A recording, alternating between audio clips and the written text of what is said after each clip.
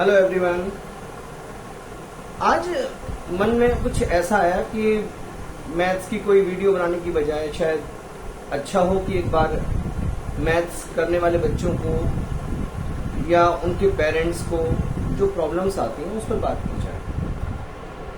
आपने देखा होगा एक टर्म यूज होती है मैथ्स फोबिया। कहते हैं ना बच्चे को मैथ्स से बहुत डर लगता है, या आता तो सब कुछ है, एग्जाम में जाकर भूल जाते हैं। तो ऐसा क्यों होता है, उसके पीछे क्या रीजन है और उसको कैसे ओवरकम कर सकते हैं, इसके बारे में आज आपसे बात करी जाएगी। तो देखिए, मैथ्स फोबिया क्या है? मैथ्स का अननेचुरल फियर। भाई आप देखिए, हर साल आप देखते हैं बोर्ड में इतने इतने अच्छे मार्क्स बच्चों के आ रहे हैं मैथ्स से, फिर भी कई बार कुछ बच्चे मैथ्स से बहुत डरते हैं। ऐसा नहीं वो मेहनत नहीं कर रहे, लेकिन मेहनत करने के बाद भी मैथ्स का पेपर सामने आता जी आज जैसे ही आता है कुछ हो जाता है। अब ये जो मैथ्स का फियर है, अननेचुरल फियर कहा जाएगा, क्योंकि जब आप सब कुछ तैयार करके जा रहे हैं फिर ऐसा फियर क्यों?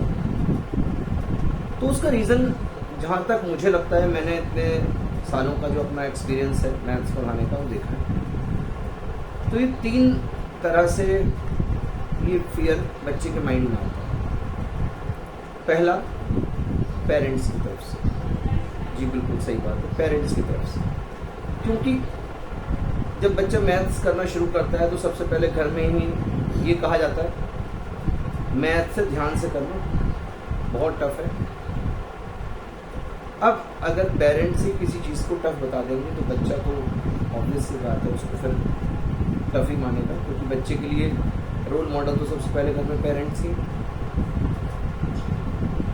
अगर घर में पेरेंट्स ने ऐसा नहीं भी किया तो भले ही मैं भी एक टीचर हूँ, लेकिन ये कहने में मुझे कोई गुरेज नहीं है कि 90% टीचर्स भी यही करते हैं, स्पेशली जो छोटी क्लासेस में होते हैं। जैसे ही बच्चा क्लास में है, मैथ से बहुत ध्यान से करनी है, बहुत, वरना समझ नहीं आएगा। फिर एक बार देख लो ध्यान से, बहुत टिपिकल चैप्टर है, नाम ही रियल लाइफ सिचुएशन के ऊपर जो बेस्ड मैथ्स की सम्स है, उनको वर्ड प्रॉब्लम्स, वो नाम ही प्रॉब्लम रख दिया उसका।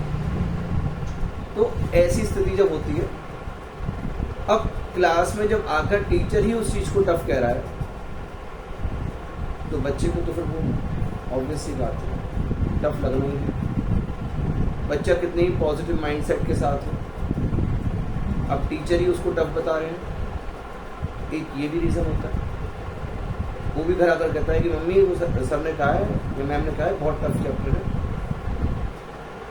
तीसरा है पीयर ग्रुप का प्रेशर। मान लीजिए आपने अपने बच्चे को घर से बहुत अच्छे से डील कर रखा है, क्लास में टीचर भी है, सच कुछ नहीं कह रहे, पर उसके जो फ्रेंड सर्किल वाले हैं उनके साथ कुछ ऐसी सिचुएशन है घर पर कि मैथ्स का फोबिया बैठा रखा है, तो वो भी आपके बच्चे के सामने बार बार कहेंगे अरे तू कह रहा है, पता नहीं क्यों इतना मुश्किल से होता है, मुझे पता है।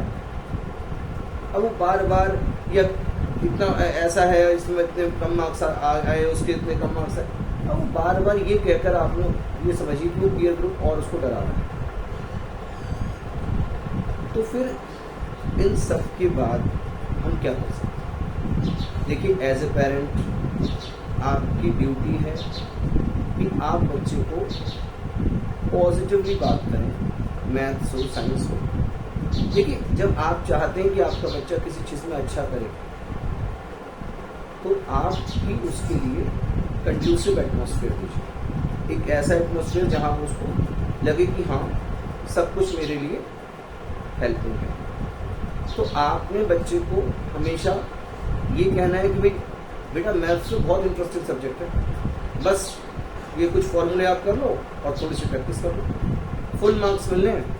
थ्योरेटिकल सब्जेक्ट में भले टीचर नंबर काट ले, लेकिन मैथ्स में तो मार्क्स फुल मिलेंगे जब आप सही करके आओगे। ये है कंड्यूसिव एटमॉस्फेयर दे सकते हैं।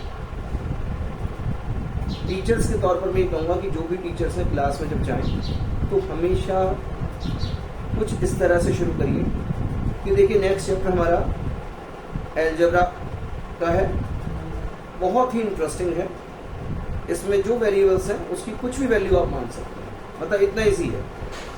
कि x can take any value. तो आप जब उसको शुरुआत ही इस तरह से करेंगे, या मान लीजिए आप उसको ज्योमेट्री पढ़ा रहे हैं, तो आप रियल लाइफ सिचुएशन में जो ज्योमेट्रिकल शेप्स हैं, देखो जी ये सर्किल है, आपने देखा होगा मम्मा बैंगल्स पहनती हैं, वो सर्किल है, कोई और एक अलग सी चीज़ थोड़ी है, वही है। घर में जो आपके डब्बे वगैरह होते हैं उनके ढक्कन है, वो भी सर्कुलर शेप में है। या मान लीजिए ब्लैक बोर्ड आप दिखा सकते हैं, ये रेक्टेंगल है। तो इस तरह से आप उसको जनरलाइज करिए चीज़ों को, तो बच्चे को अच्छा लगेगा, उसको लगेगा कि ये तो सब जानी पहचानी सी चीज़ है। तीसरी बात, जहाँ तक पीयर ग्रुप की बात है, तो अगर सारे बच्चों को एक अच्छा एटमॉस्फेयर घर से और टीचर्स की तरफ से रहेगा, तो पीयर ग्रुप में प्रेशर अपने आप ही कम हो जाएगा। अब बात आती है कि मैथ्स करने के लिए, मैथ्स को इजी रखने के लिए क्या किया जाए।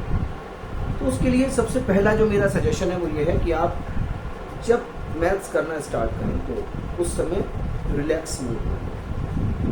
अगर आपको कोई बहुत जल्दी कहीं जाना है, कुछ किसी बात की जल्दबाजी है, तो उस समय मैथ्स ना करें।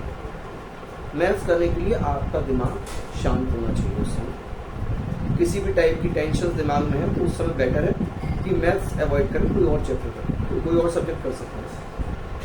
तो ऐसा किया जा सकता है।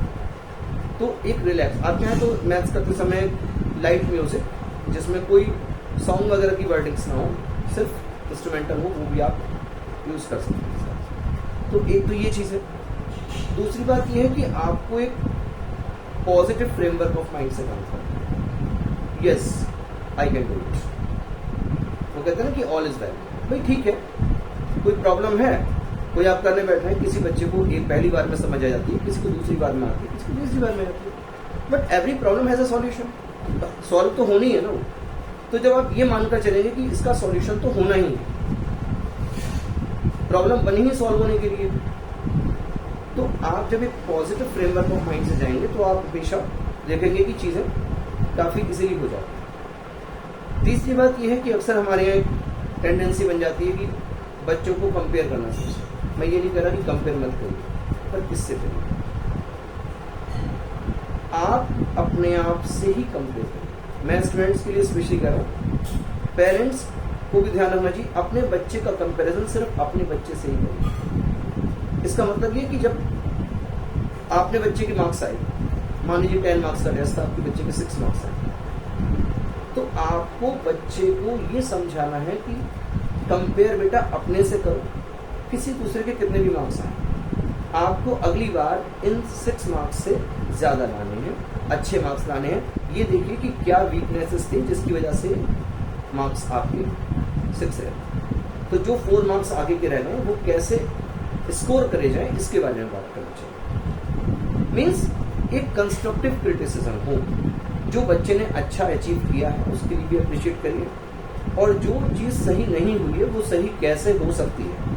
क्योंकि देखिए दूसरे के बच्चे के साथ कंपेयर करने का फायदा क्या है, उसके सर्कमस्टेंसेस तो बिल्कुल अलग है, आपके बच्चे की अपनी यूनिक क्वालिटीज है, उसकी अपनी है दूसरे की, क्या पता उसके घर में कैसा एटमोसफियर है, क्या पता वो कितने घंटे पढ़ता है, इसलिए अपने बच्चे का कंपैरिजन किसी दूसरे से क्यों करें।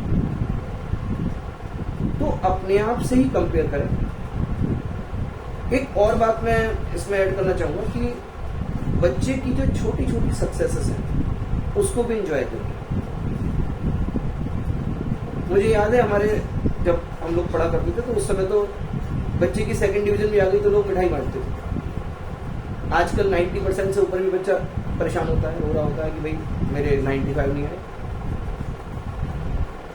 तो ये देखिए, जैसे हाथ की 5 उंगली एक बराबर नहीं होती, वैसे ही सारे बच्चे भी एक से नहीं हो सकते। तो इसलिए बच्चे की जो छोटी छोटी सक्सेसेस हैं उसको एंजॉय करिए, उसको अप्रिशिएट करिए, और आप देखिएगा चीज़ें बहुत बेहतर होंगी और बहुत जल्दी होंगी।